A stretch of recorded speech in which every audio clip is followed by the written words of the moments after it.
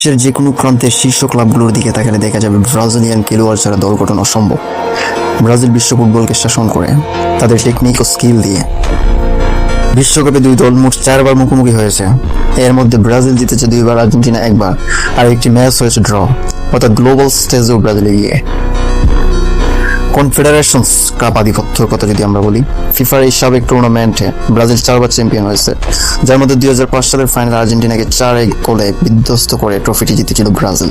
ব্রাজিলকে বলা হয় the qualifiers monster, কারণ 2010 সালের পর থেকে বিশ্বকাপের মূল পর্বে ব্রাজিলের ভাগ্য কিছুটা খারাপ হলেও বাছাই পর্বে ব্রাজিল যা করেছে তা স্রেফ অত্যাচার।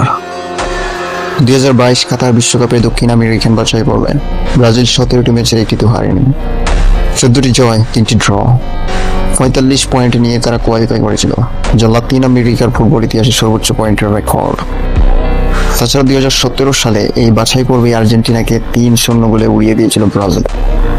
এছাড়াও সবচেয়ে বড় কথা যদি বলতে যাই, ব্রাজিল খারাপ খেললেও কোয়ার্টার ফাইনাল পর্যন্ত হেসে গেলে যায়।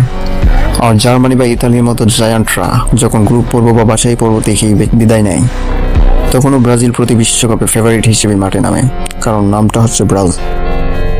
আজ যে ফুটবল বিশ্বকাপ নিয়ে সারা দুনিয়া মেতে ওঠে, সেই বিশ্বকাপ টিকে থাকার পেছনে সবচেয়ে বড় অবদান ব্রাজিলের। কিভাবে সেটা বুঝেন? ইতিহাসের সত্যতা যাচাই করেন। 1930 ও 1934 সালে প্রথম দুটি বিশ্বকাপে ইউরোপের বেশিরভাগ দেশ লাতিন আমেরিকায় গিয়ে খেলতে অস্বীকৃতি জানায়। এর জবাবে 1938 সালে ফ্রান্স বিশ্বকাপে লাতিন আমেরিকার প্রায় সব দেশ, আর্জেন্টিনা সহ বিশ্বকাপ বয়কট করে। কিন্তু বাঁচাতে এলো ব্রাজিল। একমাত্র ব্রাজিল ফুটবলকে ভালোবেসে সেই বয়কটে যোগ দেয়নি এবং আটলান্টিক মহাসাগর পাড়ি দিয়ে ফ্রান্সে খেলতে যায়। ব্রাজিল যদি তখন অংশ না নিত, তবে ফিফা বিশ্বকাপ অঙ্কুরই বিনষ্ট হয়ে যেত। আজ তোমরা যে বিশ্বকাপ ট্রফি নিয়ে গর্ব করো, সে বিশ্বকাপ টুর্নামেন্টই পৃথিবীতে টিকে থাকতো না যদি না সেদিন ব্রাজিল বুক চিতিয়ে এগিয়ে আসতো।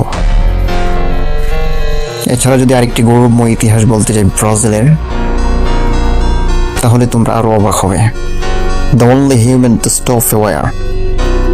এটা হয়তো অনেকেই জানে না, ফুটবলের ক্ষমতা কত বড় হতে পারে তা ব্রাজিল বিশ্বকে দেখিয়েছে। কোনো ব্যালন ডিওর বা ব্যক্তিগত ট্রফি এই ইতিহাসের সমান হতে পারে না।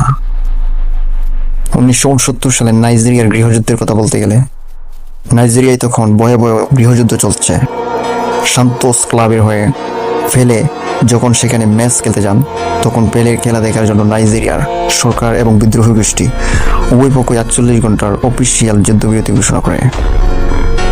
আমাদের প্রিয় খেলোয়াড়রা হয়তো ডিফেন্ডারদের থামাতে পারে, কিন্তু আমাদের কিং পেলে নিজের পায়ে জাদু দিয়ে